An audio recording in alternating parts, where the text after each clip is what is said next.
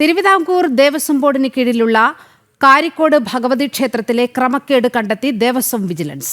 ക്ഷേത്രോത്സവ സമയത്ത് സ്ഥലം ലേലം ചെയ്ത് നൽകാതെ മറിച്ചുകൊടുക്കുക വഴി ഉപദേശക സമിതി ലക്ഷക്കണക്കിന് രൂപയുടെ നഷ്ടം വരുത്തിയെന്നാണ് കണ്ടെത്തൽ. ദേവസ്വം വിജിലൻസ് റിപ്പോർട്ടിന്റെ അടിസ്ഥാനത്തിൽ ദേവസ്വം കമ്മീഷണർ ഉപദേശക സമിതിക്ക് നോട്ടീസ് നൽകി. ഒരാഴ്ചയ്ക്കുള്ളിൽ വിശദീകരണം നൽകണം. ജനം ബ്രേക്കിംഗ്.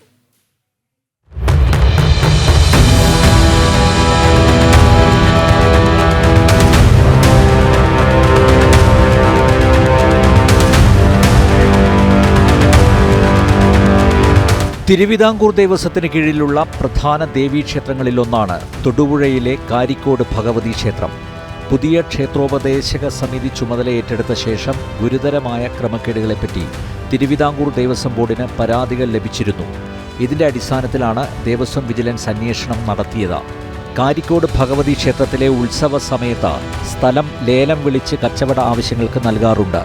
എന്നാൽ കേരള കോൺഗ്രസ് എം പ്രാദേശിക നേതാവ് ജയകൃഷ്ണൻ കുറിയേടത്ത് സെക്രട്ടറിയായുള്ള പുതിയ ഉപദേശക സമിതി 4 തവണ ലേലം മുടക്കുകയായിരുന്നു. പിന്നീട് സ്ഥലം ഇഷ്ടക്കാർക്ക് മറിച്ച് നൽകി ക്ഷേത്രത്തിന് ലക്ഷക്കണക്കിന് രൂപയുടെ നഷ്ടം വരുത്തി. കച്ചവടത്തിനായി വഴിവിട്ട രീതിയിൽ സ്ഥലം ലഭിച്ചവരിൽ ഇതര മതസ്ഥരുമുണ്ടായിരുന്നു. ക്ഷേത്രോപദേശക സമിതിയുടെ ചെയ്തികൾ ചോദ്യം ചെയ്ത് വിശ്വാസികൾ രംഗത്തെത്തി. തുടർന്ന് ഉപദേശക സമിതിയിൽ നിന്നും രാജിവെച്ച ഒരാൾ രേഖാമൂലം പരാതി നൽകിയതിൻ്റെ അടിസ്ഥാനത്തിൽ ദേവസ്വം കമ്മീഷണർ ദേവസ്വം വിജിലൻസിനെ അന്വേഷണത്തിന് ചുമതലപ്പെടുത്തുകയായിരുന്നു. വിജിലൻസ് അന്വേഷണത്തിൽ പരാതിയിൽ കഴമ്പുണ്ടെന്ന് കണ്ടെത്തി. ലേലം തടസ്സപ്പെടുത്തി സ്ഥലം മറിച്ചു നൽകുക വഴി ക്ഷേത്രോപദേശക സമിതിയിലുള്ളവർ ലക്ഷക്കണക്കിന് രൂപ അടിച്ചുമാറ്റിയതായും വിജിലൻസിന് ബോധ്യപ്പെട്ടു. വിജിലൻസ് റിപ്പോർട്ടിന്റെ അടിസ്ഥാനത്തിലാണ് ക്ഷേത്രോപദേശക സമിതിക്ക് കമ്മീഷണറുടെ നിർദ്ദേശപ്രകാരം കാരണം കാണിക്കൽ നോട്ടീസ് അയച്ചത്. ഒരാഴ്ചയ്ക്കുള്ളിൽ വിശദീകരണം നൽകണം.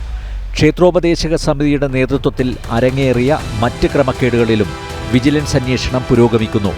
ഉപദേശക സമിതിയുടെ അഴിമതിയെക്കുറിച്ചുള്ള വിശദവിവരങ്ങൾ വരും ദിവസങ്ങളിൽ ജനം TV പുറത്തുവിടും. ന്യൂസ് ഡെസ്ക്, ജനം TV.